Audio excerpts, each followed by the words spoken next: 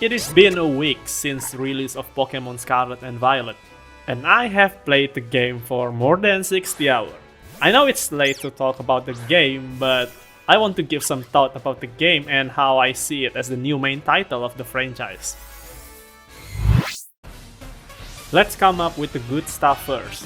The game got some great upgrades since Legend of Arceus, which yes, I've completed the game before, and compared to Arceus and any previous title, in Paldea region we got more stories and progression throughout the game. Since we got 3 main stories, we can choose what to do first, or just do it all together. And I think this is the first time we got open world Pokemon games where you can just explore the world first rather than doing linear story progression like the previous title.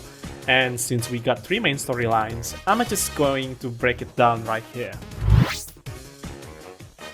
The first one, we got the Victory Road storyline, where if you've been playing Pokemon for a while, you might probably be familiar with this one. Since this is a generic playstyle we got in every Pokemon title. Get to your rivals, go to the gym leader, which there are 8 of them, doing side quests, and it's quite unique since there are different side quests each gym leader has. Like this one, which I have to solve the puzzle about what is the secret menu in this restaurant so I can fight the gym leader, or here, where I have to do snowboarding before fighting the gym leader. And after doing the side quest, then you can go to beat the gym leader, get the badges, and go to challenge Elite Four for the championship title.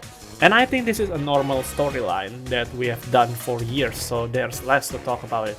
Also, you can command higher level Pokemons after you beat each gym leader, in case you never know that.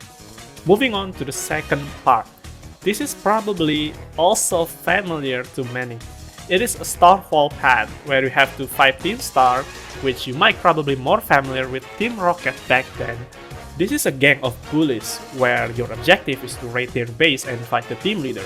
And what you get after winning the raid is you can craft TM for your Pokemon so they can learn new custom moves. And what's new in the gameplay is that you can deploy up to 3 Pokemons and let them fight 30 mobs in the base within 10 minutes.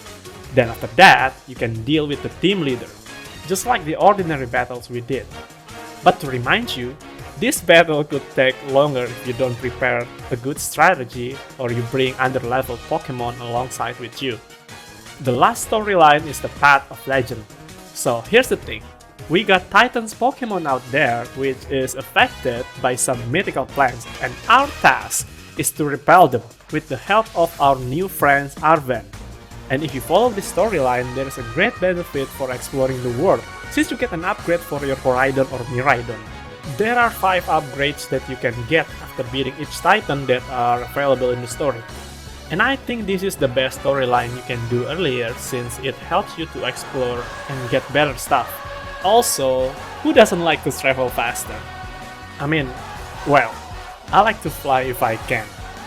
Other than stories, we also got to invite our friends to play with us together. I mean, not just like battle in some hubs or trading like we used to do in previous title. This time, we can invite other friends to explore our world and do stuff together.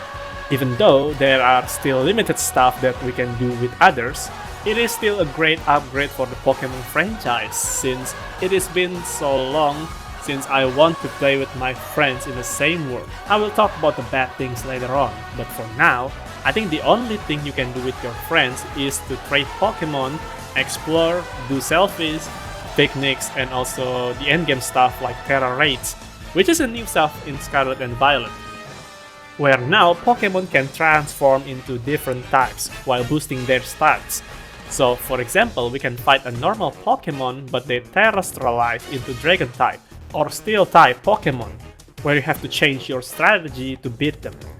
I think the terrestrialized system is a good system, but it is not as great as Mega or Dynamax transformation. And once again, that's just a personal opinion, you can agree or disagree with that. Moving on with the bad stuff. Let's be honest here. This is a good game with huge technical problems. I mean, have you played the game smoothly? I did play it smoothly once at a time, but 70% of the time I played this game, it is just pure pain. Why? So here's the thing. This game run like trash, with 15 FPS, bugs, glitch, and I'm not gonna complain about the graphic situation since this is Pokemon games. We used to play it with low graphics, texture, and even an empty unpleasant world like this one. And I'm not jealous with other Nintendo titles with their gorgeous graphics and their live environments. No, I'm not jealous. I am not. And let's not speak about what the community found for the first 3 days of release, since I found a bunch of glitch rather than gameplay videos on the internet.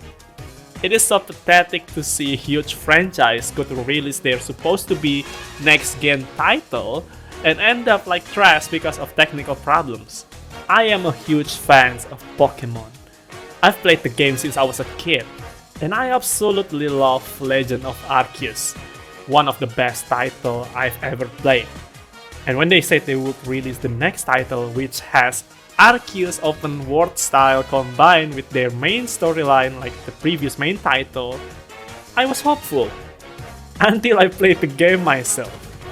I did finish the game, and I've been in the endgame with 6-star Terra rates, but it doesn't fix the experience for what the game has done to the community.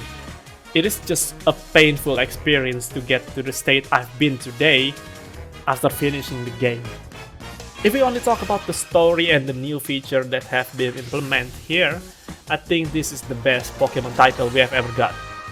There's a bunch of upgrades, freedoms, and new stuff to explore, rather than just doing linear storyline like the previous titles. And also, we got some cool legendaries in the first place that we can ride for the entire gameplay.